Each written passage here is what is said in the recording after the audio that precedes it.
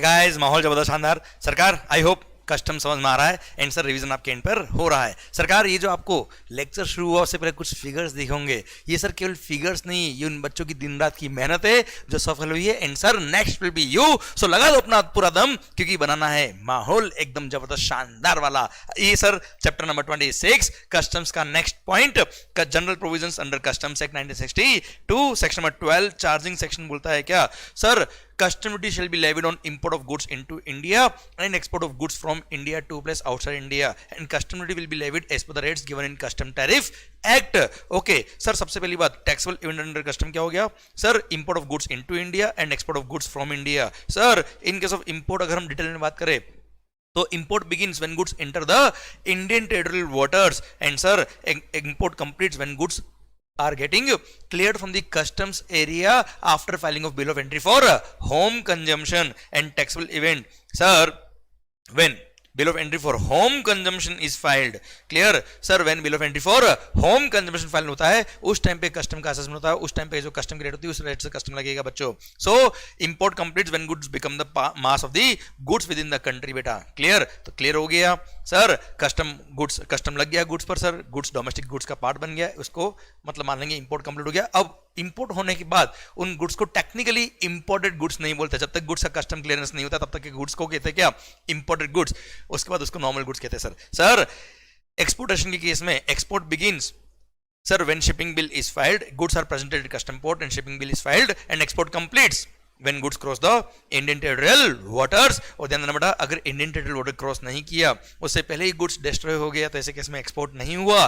और अगर आप ड्यूटी ड्रॉबैक का क्लेम कर रहे हो तो ड्रॉबैक नहीं मिलेगा क्योंकि एक्सपोर्ट ही नहीं हुआ. वही अगर इंडियन टेरिटोरियल वाटर क्रॉस कर दिया होता तो ऐसे केस में एक्सपोर्ट हो गया होता. आइए सरकार अगला सेक्शन 15 और 16 very good section, relevant date for rate of duty and tariff value. आपको पता है बहुत शिद्दत से हमने पढ़ा हुआ है सेक्शन को. सर आखिर कस्टम चार्ज क्यों हुआ, to equalise the imported goods with the domestic goods custom charge हुआ. तो सर सेक्शन 15 बोलता है इंपोर्टेड गुड्स के केस में किस रेट से कस्टम लगेगा. अगर आपने बिल ऑफ एंट्री जो फाइल करी that is filed for home consumption, तो ऐसे केस में sir date of filing of bill of entry for home consumption or grant of entry inward order whichever is later, clear, is the relevant date for rate of duty and tariff value. अगर यही goods sir अगर by air या by road आया होता, by land या by air अगर आया होता तो date of filing of bill of entry for home consumption और अराइवल ऑफ द एयरक्राफ्ट और arrival of the sir vehicle whichever is later is the relevant date for time for rate of duty and tariff value. और अगर आपने goods custom bonded warehouse में रखवा दिए तो sir warehouse में जब रखवा दिया होगा तो ऑब्वियसली एंट्री इनवर्ड ऑर्डर मिल गया होगा. सर व्हीकल या एयरक्राफ्ट आ गया होगा, उसके बाद ही वेयरहाउस में रखा होगा तो वेयरहाउस जब क्लियर कराओगे फॉर होम कंजम्पशन, सर जिस दिन bill of entry for home consumption x bond bill of entry for home consumption file करी होगी उस रेट से कस्टम लगेगा. क्लियर सर, ध्यान देना बेटा. पर वेयरहाउसिंग चैप्टर में हम बात करेंगे कि अगर last permitted day of warehousing, last permitted day of warehousing के बाद अगर आपने bill of entry for home consumption file करी तो ऐसे केस में last permitted day of warehousing जो last permitted day of warehousing जो रेट ऑफ ड्यूटी होगी उस रेट से कस्टम लगता है बच्चों. Sir in any other case के केस में date of payment of duty is the relevant date. Sir in case of export, अच्छा एक बात ध्यान देना बेटा, ये जो प्रोविजन हम पढ़ रहे हैं सेक्शन 15 और 16 हो, भले आपने वेसल से इंपोर्ट किया, वेसल एयरक्राफ्ट से इंपोर्ट किया या व्हीकल से इंपोर्ट किया या एक्सपोर्ट किया, सेम प्रोविजन में अप्लाई होंगे. Sir in case of export relevant date होगा क्या, जिस दिन परमिशन फॉर एक्सपोर्टेशन मिला है, लेट एक्सपोर्ट ऑर्डर आपको मिला है. Clear, that is the relevant date for rate of duty अगर एक्सपोर्ट पे कस्टम लगता है तो. And sir rate of sir in any other case date of payment of duty. चलो सर ये तो हो गया क्या rate of duty and tariff value के बारे में. अब सर साथ साथ बताता हूं कनेक्ट करने के लिए. रेट ऑफ एक्सचेंज कब का सर, रेट ऑफ एक्सचेंज जिस दिन आपने शिपिंग बिल फाइल किया उस दिन का rate of exchange in case of export sir. और जिस दिन परमिशन फॉर एक्सपोर्ट मिला, लेट एक्सपोर्ट ऑर्डर मिला, उस दिन का rate of duty.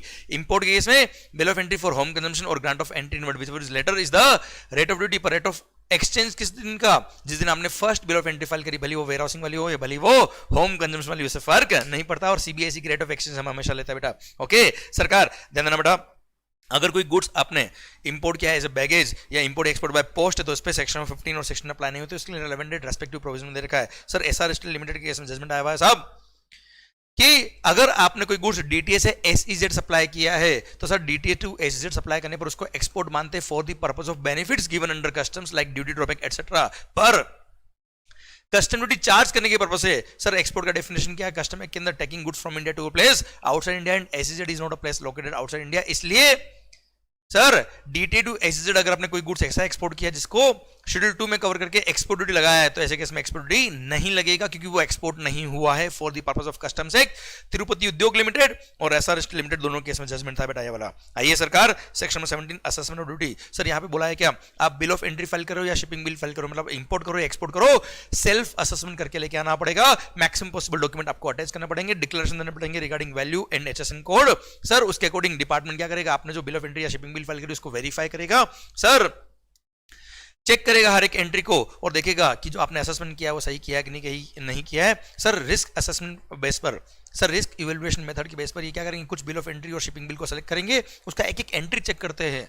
Clear? Okay sir, कुल मिला के आपने बिल ऑफ एंट्री फाइल किया या शिपिंग बिल फाइल किया, सेल्फ असेस करके किया, उसको वेरीफाई करेंगे, चेक करेंगे। इफ एवरीथिंग फाउंड ओके तो उसी को जो आपने असेसमेंट किया उसी को एक्सेप्ट करके बिल ऑफ एंट्री या शिपिंग बिल रिटर्न कर दिया जाएगा, वही आपका असेसमेंट हो गया। पर सर उनको लगता है मामला गड़बड़ है, तो ऐसे केस में department can reassess the goods also. और उन्होंने अगर रीअसेसमेंट किया है और सर अगर आपने एक्सेप्ट कर लिया तो ठीक है, अगर आपने एक्सेप्ट नहीं किया तो सर ऐसे केस में रीअसेसमेंट के 15 डेज में उनको एक sir within 15 days from the date of reassessment एक स्पीकिंग ऑर्डर पास करेगा ऑफिसर कि सर हमने ये रीअसेसमेंट जो किया वो क्यों किया, सो दैट अगर एसएससी को कभी अपील फाइल करनी हो तो वो अपील वगैरह फाइल करने के लिए ग्राउंड ऑफ अपील तो उसके पास होना चाहिए बच्चों। क्लियर? डन। सरकार भारत माता की जय। सर आइए प्रोविजनल असेसमेंट, अगर आपने जो sir bill of entry file करी या शिपिंग बिल फाइल किया बेटा, इंपोर्ट कर रहे हो एक्सपोर्ट कर रहे हो, सर उन गुड्स का आप सेल्फ असेसमेंट नहीं कर पा रहे हो, या तो एचएसएन कोड में कोई इशू है, आप क्लासिफाई नहीं कर पा रहे हो गुड्स को, या वैल्यूएशन में कोई इशू आ रहा है बेटा, आप वैल्यू डिटरमाइन नहीं कर पा रहे हो, या डिपार्टमेंट ने कोई आपसे डॉक्यूमेंट्स वगैरह मंगाए, इन्फॉर्मेशन मंगाई, आप प्रोवाइड नहीं कर पा रहे हो, उसमें टाइम लग रहा है, या डिपार्टमेंट को वेरिफिकेशन करने के लिए कुछ सैंपल ड्रॉ करने हैं और सैंपल ड्रॉ करके उनको लेबोरेटरी में भेजना है for the purpose of checking etcetera. तो सर ऐसे केस में एक बार ऑफिसर एसएससी के कहने पर एक बार इंपोर्टर या एक्सपोर्टर रिक्वेस्ट करेगा तो इसके रिक्वेस्ट पर एक बार प्रोविजनल असेसमेंट कर देगा। प्रोविजनल असेसमेंट अगर आपने किया है, आपने करवाया, तो एक बार आपसे वो बॉन्ड, आपने अगर अप्लाई किया प्रोविजनल असेसमेंट के लिए तो एक बार आपसे बॉन्ड साइन करवाएंगे कि कभी भी डिफरेंस अमाउंट ऑफ टैक्स बनता है तो आपको पे करना पड़ेगा along with interest. Clear? Sir अब आपसे बॉन्ड साइन करवाएंगे regarding difference amount of duty का, और आप सर जब भी फाइनल असेसमेंट होगा उस टाइम पे अगर आपने अभी कस्टम पे किया 1000 रुपये, फाइनल असेसमेंट हुआ 1200, तो 200 जो डिफरेंस पे करेंगे अलोंग विद इंटरेस्ट पे करेंगे eight the rate of 15% per annum. Clear? Done. अब सर सुनना बात को ध्यान से, मान लो प्रोविजनल असेसमेंट हुआ कितने में, 1000 में।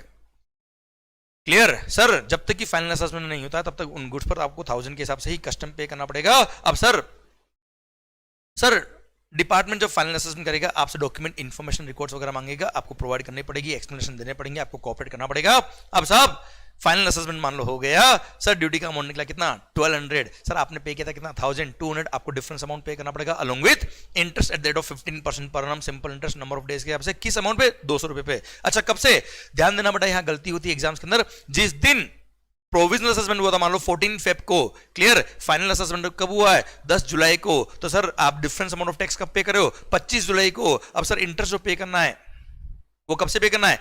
प्रोविजनल असेसमेंट हुआ था 14 फेब को, उससे कंसर्न नहीं है, 1 फरवरी से, मतलब जिस महीने में प्रोविजनल असेसमेंट हुआ उस महीने की 1 तारीख से आपको इंटरेस्ट पे करना पड़ेगा। कब तक का? जब तक आप डिफरेंस अमाउंट ऑफ टैक्स नहीं पे करते तब तक का interest at the rate of 15% per annum, simple interest number of days के हिसाब से। अच्छा एक बात ध्यान, 14 फेब को मान लो प्रोविजनल असेसमेंट हुआ 1000 में, सर आपको अप्रैल महीने में एहसास हुआ कि नहीं मेरे को लगता है कि फाइनल असेसमेंट तो 1200 में होगा, आपने डिफरेंस अमाउंट ऑफ टैक्स उस टाइम पे कुछ पे कर दिया प्रोविजनल बेस पे, तो सर जो डिफरेंस अमाउंट ऑफ टैक्स आपने कुछ पहले पे कर दिया 200 रुपए, तो सर उस उतने अमाउंट पर इंटरेस्ट की कैलकुलेशन जब आपने अप्रैल में पे किया तब तक कर लगेगा। उसके बाद अगर कोई एक्सेस अमाउंट और बनता है तो सर बाकी अमाउंट पर बाकी वाले पीरियड के लिए इंटरेस्ट और लगेगा। सो सिंपली आप एस्टिमेटेड, अगर आपको लगता है कि मेरा फाइनल असेसमेंट कुछ एक्स्ट्रा अमाउंट पे होगा और वो एक्स्ट्रा अमाउंट अगर आप पहले ही पे कर देते हो तो उतना अमाउंट पे इंटरेस्ट की कैलकुलेशन उस दिन तक ही होगी जिस दिन आप वो एक्स्ट्रा अमाउंट पे कर देते हो बेटा। क्लियर? डन। अब सर मान लो फाइनल असेसमेंट हुआ कितने में, सर प्रोविजनल असेसमेंट था कितने में 1000 में, फाइनल असेसमेंट हुआ कितने में, सर 1000 में हुआ तो कोई टेंशन नहीं बेटा। सर मान लो फाइनल असेसमेंट हुआ कितने में 700 में, तो ऐसे केस में 300 का रिफंड मिलेगा। 300 का रिफंड किसको मिलेगा? The person who has borne the burden of extra duty, provisions of doctrine of unjust enrichment follow किया जाएगा, और ऐसे केस में refund will be granted to the person who has borne the burden of extra duty, नहीं तो this amount will be credited to consumer welfare fund. और अगर आपने प्रूव कर दिया या किसी पर्सन ने प्रूव कर दिया कि he is the exception to the doctrine of unjust enrichment, उसने बर्डन बोर्न किया, उसको रिफंड मिलेगा। अब सर जिस दिन फाइनल असेसमेंट हुआ है, ड्यूटी का एडजस्टमेंट हुआ, उसके 1 साल में रिफंड के लिए आप अप्लाई कर सकते हो। अब रिफंड के लिए अगर आपने अप्लाई किया है तो जिस दिन आपने रिफंड के लिए अप्लाई किया, मान लो आपने सर 21 जुलाई को रिफंड के लिए अप्लाई किया, अब सर फाइनल असेसमेंट जो हुआ था वो हो गया था कब 15 मई को।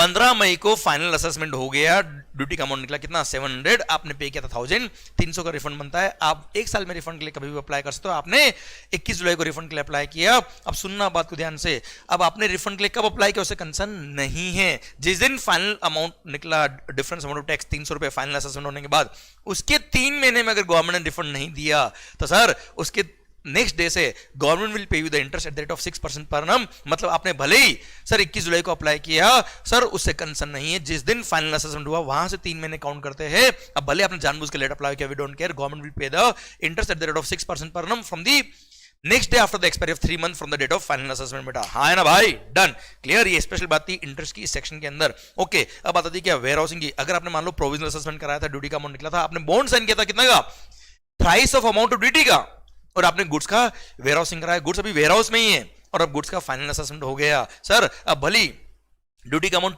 1200 आ गया, अब सर क्या होगा, 200 जो डिफरेंस था उसका थ्राइस मतलब 600 का आपको एडिशनल बॉन्ड और साइन करना पड़ेगा। सर यहाँ पे कोई इंटरेस्ट की बात नहीं आएगी क्योंकि पेमेंट ऑफ टैक्स की बात आई नहीं थी, वेयर हाउसिंग कराया गुड्स का आपने। और यही अगर फाइनल असेसमेंट होता कितने में, 700 में, 700 का 3 टाइम कितना होता है 2100, और आपने बॉन्ड ऑलरेडी साइन किया हुआ मान लो 1000 के हिसाब से 3 टाइम्स कितना 3000 का आपने वेयर हाउसिंग बॉन्ड साइन किया हुआ, तो ऐसे केस में 2100 का बॉन्ड होना चाहिए, आपने साइन किया 3000 का, कुछ भी नहीं करने का भाई। ऐसे केस में कोई पेमेंट तो आपने कर ही नहीं रखा डिपार्टमेंट को, कुछ नहीं करने का ऐसे केस में। ऐसे केस में कोई इंटरेस्ट की बात भी नहीं आएगी। भारत माता की जय। सर यहां तक पॉइंट समझ में आपको। ये आइए सर, ये रेगुलेशंस क्या बोलते हैं प्रोविजनल असेसमेंट के। सबसे पहली बात सर, जिस दिन प्रोविजनल असेसमेंट हुआ है उसके 1 महीने के अंदर, देखो आपने प्रोविजनल असेसमेंट के लिए अप्लाई किया, ऑफिसर ने प्रोविजनल असेसमेंट किया, ऑर्डर पास किया प्रोविजनल असेसमेंट का, उसके 1 महीने में आपको वो सारे डॉक्यूमेंट रिकॉर्ड वगैरह इन्फॉर्मेशन जो भी डिपार्टमेंट को रिक्वायर्ड थे फॉर असेसमेंट, जो आपके एंड पे पेंडिंग थे वो आपको प्रोवाइड करने पड़ेंगे। सारे डॉक्यूमेंट आपको वन शॉट पे देने पड़ेंगे सर। पर अगर आप लेट हो गए तो ऐसे केस में proper officer can grant you the extension for 3 more months, वो 3 महीने का टाइम आपको और अलाउ कर सकता है। पर उस 3 महीने में भी आप डॉक्यूमेंट नहीं दे पाए तो ऐसे केस में ज्वाइंट कमिश्नर या एडिशनल कमिश्नर आपको अनदर 3 महीने का टाइम और दे सकते हैं। मतलब 1 month plus 3 month plus 3 month का टाइम ऑलरेडी हो गया। पर कोई रीजनेबल केस था और इस टाइम में भी आप डॉक्यूमेंट रिकॉर्ड वगैरह प्रोवाइड नहीं कर पा रहे तो ऐसे केस में commissioner can allow you the further time sir which he may deem fit. मतलब वहां पे कोई टाइम लिमिट नहीं दे रखा, कमिश्नर कितना टाइम के लिए अलाउ करेगा, जितना उसको रीजनेबल लगेगा उतना टाइम के लिए अलाउ कर देगा। क्लियर। अब सब आपके डॉक्यूमेंट्स वगैरह आपने सारे सबमिट कर दिए जो पेंडिंग थे आपके एंड पे for the finalisation of the assessment. अभी ड्यूटी का अमाउंट फाइनल हो गया। अच्छा आपने डॉक्यूमेंट सबमिट कर दिए। अब ऐसे केस में डिपार्टमेंट के ऑफिसर क्या करेंगे, proper officer will finalise the assessment. अब बोल दिया क्या, जब आपसे वो डॉक्यूमेंट सारे आ गए या मान लो लेबोरेटरी टेस्टिंग के लिए कोई गुड्स के सैंपल भेजते, वो लेबोरेटरी की रिपोर्ट आ गई है या जिस वजह से प्रोविजनल असेसमेंट हुआ था वो वजह खत्म हो गई, तो उस दिन के 2 महीने के अंदर अंदर सरकार उस ऑफिसर को फाइनल असेसमेंट करना पड़ेगा। पर अगर किसी रीजन से प्रॉपर ऑफिसर फाइनल असेसमेंट नहीं कर पा रहे इन 2 महीनों में, तो कमिश्नर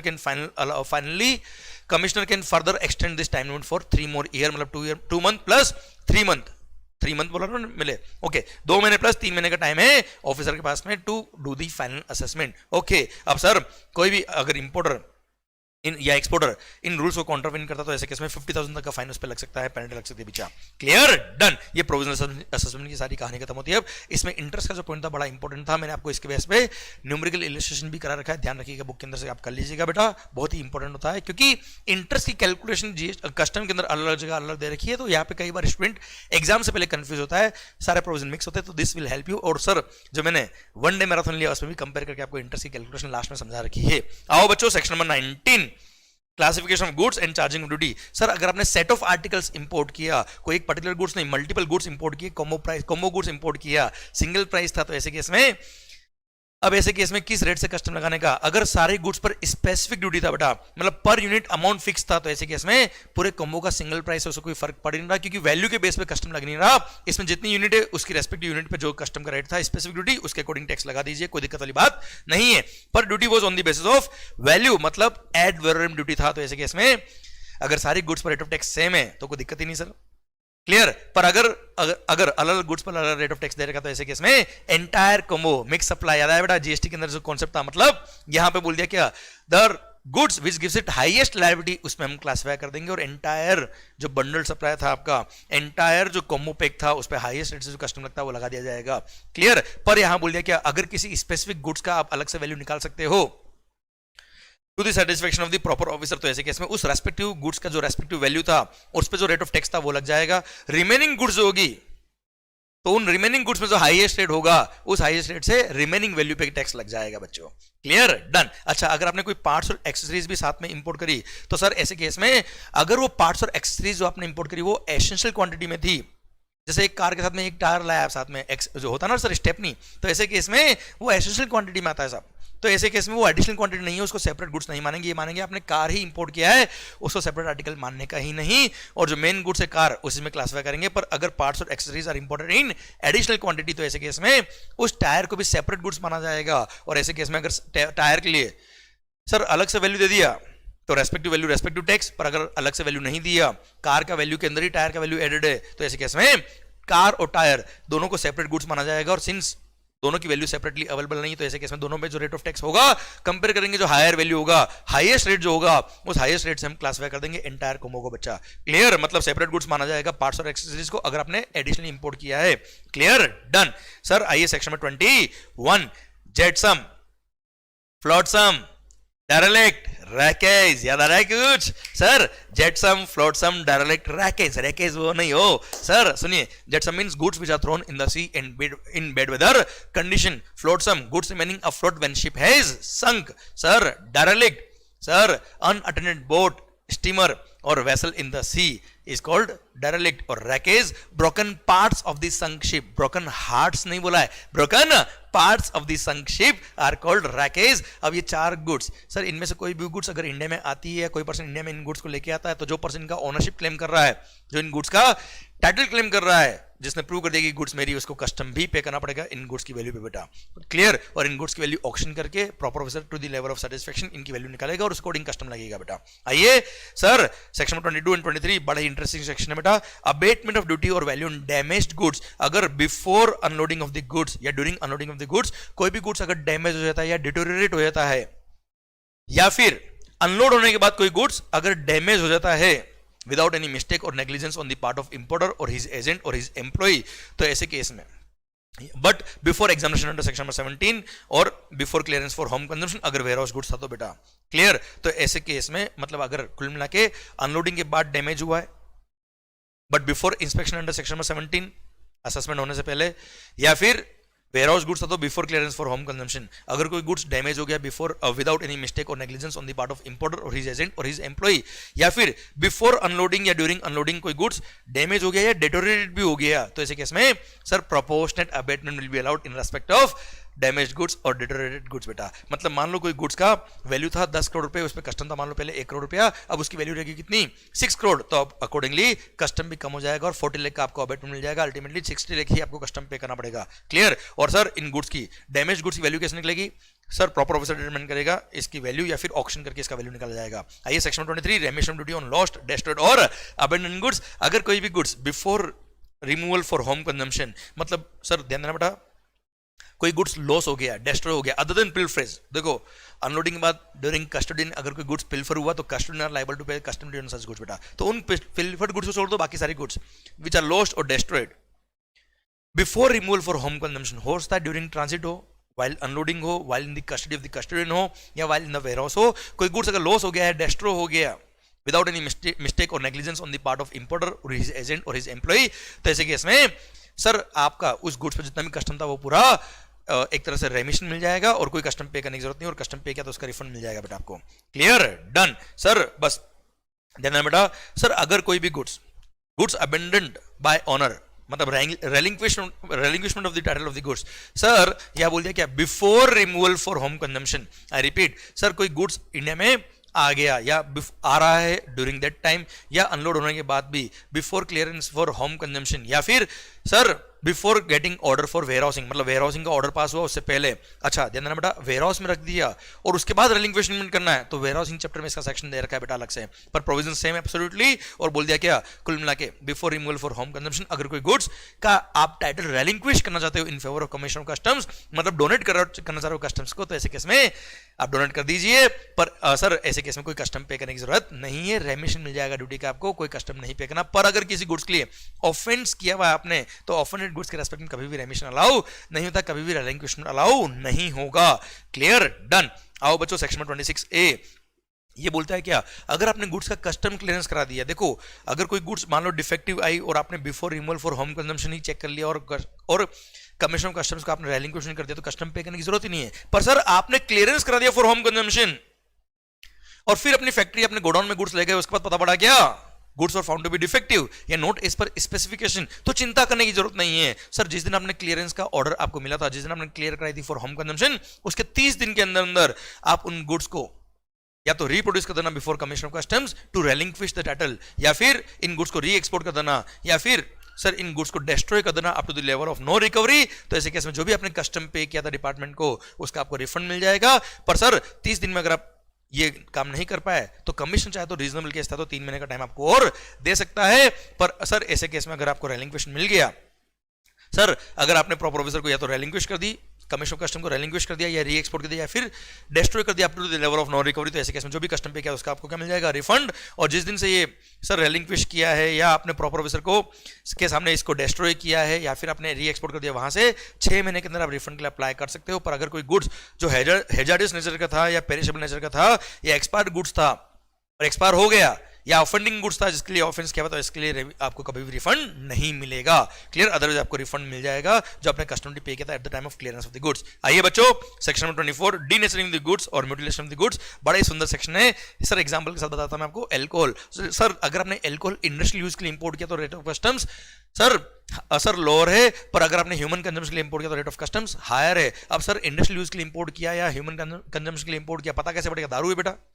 क्लियर, तो ऐसे केस में ये सेक्शन प्ले करता है रोल वहां पर at the request of the importer, proper officer उस इंपोर्टेड गुड्स के अंदर कुछ prescribe quantity of the prescribe content ऐसा मिक्स करेगा so that goods remain fit for a particular use only. जैसे दारू में क्या मिक्स करते हैं, अबे वो सोडा कौन बोला ओए, सर जैसे इथेनॉल मिक्स कर दिया तो it remain fit for only for industrial purpose, human consumption के लिए फिट नहीं, तो इंडस्ट्रियल पर्पस के लिए इसका यूज बचा है, तो उस अकॉर्डिंग जो कस्टम रेट होगी वही लगेगी बेटा। उसको बोलते हैं डीनेचरिंग ऑफ द गुड्स और म्यूटिलेशन ऑफ द गुड्स बेटा। आइए sir, goods exported from India brought back to India, अगर सर कोई गुड्स आपने एक्सपोर्ट किया था और by way of resale India में आया है तो नॉर्मल इंपोर्ट है साहब, कोई तकलीफ वाली बात ही नहीं है। मैंने एक्सपोर्ट किया दुबई वाले को, दुबई वाले से आपने इंपोर्ट कर लिया है, मैंने इंपोर्ट कर लिया, बाय वे ऑफ रीसेल आया है, तो इसको नॉर्मल इंपोर्ट मानना है। It will be treated as if normally goods are getting imported in India, और नॉर्मल कस्टम के जो सारे प्रोविजन लगते हैं वो लगेंगे, नॉर्मल कस्टम ड्यूटी भी लगेगा, नॉर्मल कस्टम ड्यूटी भी लगेगा। पर otherwise than by way of resale कोई गुड्स आ रहा है, यहाँ पे रीसेल वर्ड छुप गया है तो ये रीसेल लिख दीजिए आप, फॉर्मेटिंग में छुप गया वर्ड।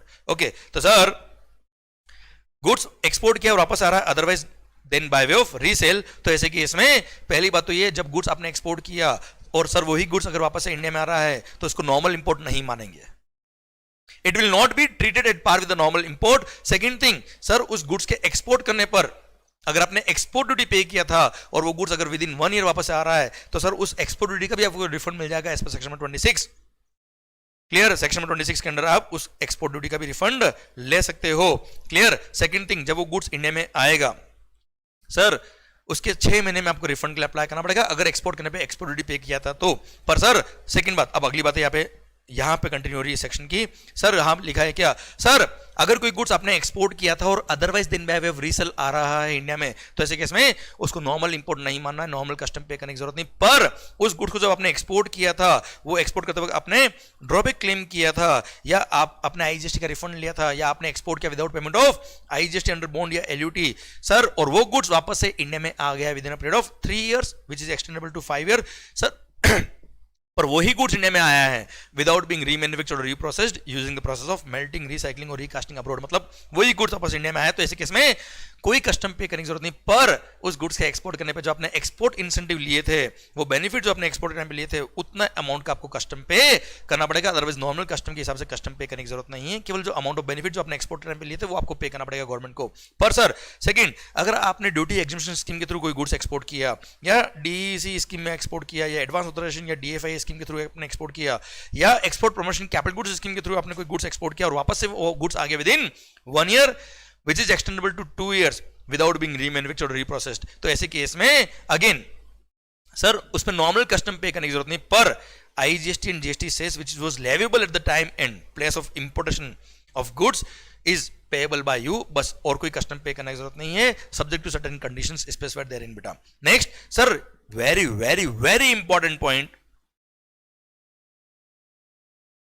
इसके न्यूमेरिकल क्वेश्चन बनते हैं, आपको पता है, लेक्चर के टाइम में मैंने बताया आपको, और इसके क्वेश्चन भी हमने सॉल्व किए हैं। अगर कोई गुड्स इंडिया से आपने बाहर भेजा फॉर रिपेयर्स, आई रिपीट, अगर कोई मशीन फॉर एग्जांपल आपने आउट ऑफ इंडिया भेजा फॉर रिपेयर्स और रिपेयरिंग होकर वो गुड्स वापस से इंडिया में आ गया है विदाउट बीइंग रीमैन्युफैक्चर्ड और reprocessed within a period of 3 years और which is extendable to 5 years, sir वो गुड्स जो इंडिया से बाहर गया था वही गुड्स इंडिया में वापस आया है विदाउट बीइंग रीमैन्युफैक्चर्ड और reprocessed by process of sir melting या रिसाइकलिंग, रिकास्टिंग वगैरह से कुछ भी रीप्रोसेस या रीमैन्युफैक्चर नहीं हुआ है, वही गुड्स रिपेयरिंग होकर वापस आया है विद इन 3 years और एक्सटेंडेबल टू 5 years और गुड्स का ओनरशिप चेंज नहीं हुआ है, तो सर ऐसे केस में उस पूरी मशीन की वैल्यू पे कस्टम पे करने की जरूरत नहीं। पर हाँ, fair cost of repairing, I repeat, बहुत इंपॉर्टेंट पॉइंट है ये, fair cost of repairing including cost of materials और parts used in such repairing, भले उसने हमसे चार्ज किया है नहीं किया, जैसे वारंटी मशीन था उसने फ्री में रिपेयरिंग किया, पर फिर भी fair cost of repairing plus cost of freight and insurance both ways, लाने लेने का खर्चा, ये जो अमाउंट ऐड करेंगे, ये जो अमाउंट आएगा इस पे आपको कस्टम पे करना पड़ेगा। अच्छा, कस्टम के साथ में आईजीएसटी और जीएसटी सेस लगता है तो वो भी पे करना पड़ेगा बेटा। क्लियर, डन, समझे मेरी बात? तो कुल मिला के fair cost of repairing plus sir लाने लेने का खर्चा, cost of freight and insurance both ways, इस पे कस्टम पे करना पड़ेगा। बस पूरी वैल्यू ऑफ मशीन पे करने की जरूरत नहीं है, भली वारंटी पीरियड में मशीन थी उसने हमसे कोई चार्ज नहीं किया, कोई बात नहीं, fair cost of repairing. Clear, done. सरकार अब goods which are other than those which are covered under section number 1, 2 और 3 अबव, तो ऐसे केस में कोई कस्टम पे करने की जरूरत नहीं, मतलब आपने एक्सपोर्ट किया, एक्सपोर्ट टाइम पे कोई कस्टम का बेनिफिट नहीं लिया, तो जब वो गुड्स वापस रिटर्न हो रही तब आपको कुछ भी बेनिफिट वापस से गवर्नमेंट को पे करने की जरूरत नहीं, कोई कस्टम पे करने की जरूरत नहीं है। पर सर ये बोल दिया कि however the concessions which are available in 1, 2, 3, 4 above जो हमने पढ़ा would not be applicable if the goods जो इंपोर्टेड गुड्स थे had been exported by 100% EOU और अ यूनिट इन एफटीजेड, मतलब इनको नॉर्मल कस्टम पे करना पड़ेगा। अगर कोई गुड्स इन्होंने एक्सपोर्ट करी थी और वापस इंडिया में आ गई तो इनको इस तरह का कोई कंसेशन नहीं मिलेगा, नॉर्मल कस्टम पे करना पड़ेगा। सेकंड, सर अगर आपने कोई गुड्स एक्सपोर्ट किया था फ्रॉम दी पब्लिक और private warehouse under customs, क्योंकि sir custom bond warehouse में गुड्स आपने इंपोर्ट करके कस्टम बॉन्ड वेयर हाउस में रखवाया, तब कोई कस्टम पे नहीं किया, वहां से एक्सपोर्ट किया और वापस आप इंपोर्ट कर रहे हो तो नॉर्मल इंपोर्ट हो गया ना, नॉर्मल कस्टम पे करना पड़ेगा। And last sir, fourth schedule of central excise act, fourth schedule of the central excise act में अगर गुड्स कवर है, मतलब tobacco and tobacco products and sir petroleum product जो उसमें कवर है, वो गुड्स अगर आपने एक्सपोर्ट किया तो वो वापस अगर इंडिया में आ रहा है तो नॉर्मल कस्टम पे करना पड़ेगा। बात करूं बच्चों, क्लियर, कोई बेनिफिट आपको ये अब 4 पॉइंट का नहीं मिलेगा। Last point, sir goods India में मैन्युफैक्चर हुआ था, आपने एक्सपोर्ट किया था और इंडिया में वापस आ रहा है, पर वो टेम्पररी आ रहा है for the purpose of repairs और रिकंडीशनिंग। आपने इंडिया में बनाया, एक्सपोर्ट किया और वो गुड्स वापस से आ रहा है for the purpose of repairs और रिकंडीशनिंग विद इन 3 years, और नेपाल के केस में 10 साल में अगर वो गुड्स आ रहा है, या फिर रिफाइनिंग, रीमेकिंग, रीप्रोसेसिंग और अदर सिमिलर प्रोसेस के लिए आ रहा तो विद इन 1 year में आ जाना चाहिए। तो ऐसे केस में सब जब वो गुड्स आएगा तब उसको ना तो सेल रिटर्न मानना है नहीं कुछ सर, क्योंकि वो टेम्पररी आया है इसलिए कोई कस्टम पे नहीं करना है। इनफैक्ट जो कस्टम का आपने बेनिफिट लिया था एक्सपोर्ट टाइम में, जो बेनिफिट लिया था वो भी विड्रॉ नहीं होंगे सर। बस कंडीशन क्या है, वो गुड्स वापस से एक्सपोर्ट हो जाना चाहिए with in 6 months, plus commission चाहे तो फर्दर 6 महीने का टाइम आपको अलाउ और कर सकता है फॉर री export of goods, plus AC DC must be satisfied, assistant commissioner of the custom must be satisfied कि गुड्स की आइडेंटिटी वही है, जो गुड्स आया था वही जा रहा है।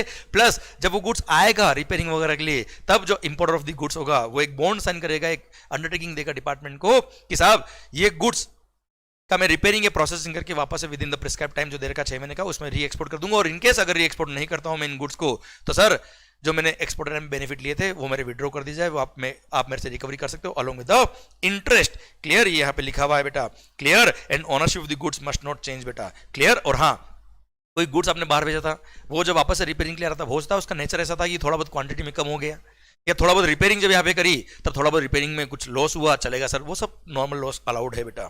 Clear, done. सरकार आइए सेक्शन 25 ए कहता है inward processing of the goods. Sir कोई गुड्स अगर आउट ऑफ इंडिया से इंडिया में आ रहा है रिपेयरिंग के लिए बेटा, क्लियर, तो यहाँ पे गवर्नमेंट ने बोला है सेक्शन 25 ए ने कि गवर्नमेंट के पास पावर है कि इन पब्लिक इंटरेस्ट गवर्नमेंट चाहे तो कुछ गुड्स को नोटिफाई कर सकता है, वो नोटिफाई करके बोल सकता है कि अगर वो कोई गुड्स आउट ऑफ इंडिया से इंडिया में आ रही for the purpose of repairs, for the processing और मैन्युफैक्चर, तो ऐसे केस में उस पर कोई कस्टम पे करने की जरूरत नहीं है, कुछ भी पे करने की जरूरत नहीं है। जब वो गुड्स आएगा रिपेयरिंग होकर वापस से बाहर चला जाना चाहिए within a period of 1 year। Clear sir, बस गुड्स मस्ट बी आइडेंटिफाइबल, मतलब जो गुड्स आया था वही बाहर जाना चाहिए, plus such other conditions which may be specified by the government. Plus same way section 25 B भी बोलता है गवर्नमेंट पास पावर है कि कोई गुड्स अगर आप बाहर भेज रहे हो रिपेयरिंग के लिए, जैसे अभी हमने ऊपर पढ़ा था, रिपेयरिंग के लिए अगर कोई गुड्स बाहर भेजा तो फेयर कॉस्ट ऑफ रिपेयरिंग पे आपको टैक्स पे करना पड़ता है विथ सर लाने लेने का खर्चा बेटा। पर अगर गवर्नमेंट ने गुड्स नोटिफाई कर दिया सर अंडर सेक्शन 25 बी, तो अगर कोई गुड्स आप आउट ऑफ इंडिया भेज रहे हो for the purpose of repairs for the processing और मैन्युफैक्चर, तो ऐसे केस में उन स्पेसिफाइड गुड्स के लिए बोल दिया क्या, इन स्पेसिफाइड गुड्स को रिपेयरिंग के लिए बाहर भेजा तो रिपेयरिंग की वापस जब आएगी तब कोई कस्टम पे करने की जरूरत नहीं है उन स्पेसिफाइड गुड्स पर। क्लियर? पर कंडीशन क्या है, जो गुड्स गई थी वही आनी चाहिए, goods must be identifiable. Second sir वो गुड्स 1 साल में वापस आ जाना चाहिए रिपेयरिंग होने के बाद। And third such other condition जो हमने नोटिफाई करी है वो आपको फॉलो करना पड़ेगा। क्लियर? पर ये केवल नोटिफाइड गुड्स के लिए है, स्पेसिफाइड गुड्स के लिए, जनरल गुड्स के लिए नहीं है। जब तक क्वेश्चन आपको ये स्पेसिफाइड गुड्स के बारे में नहीं बोलता तब तक आप सर ये मानेगा कोई गुड्स अगर आपने बाहर भेजा रिपेयरिंग के लिए और वो वापस अगर आ रहा है तो आपको fair cost of repairing including cost of materials used in such repairing, भले उसने हमसे चार्ज किया है नहीं किया, प्लस फ्रेट एंड इंश्योरेंस बहुत वे इस पे कस्टम पे करना पड़ेगा। भारत माता की जय। इसी के साथ ये चैप्टर भी खत्म होता है। अब आई होप माहौल बन रहा है, आई होप समझ में आ रहा है, I hope sir effectively revision हो रहा है। लगा दो अपना पूरा दम क्योंकि लाना है एग्जामिशन। भारत माता की जय। All the best. We all are praying and we all are trying our best to get you success. सरकार बस दुआओं में याद रखना, मस्त होके पढ़िए, माहौल जबरदस्त शानदार कमेंट के अंदर लिखिएगा। ऑल द बेस्ट माहौल।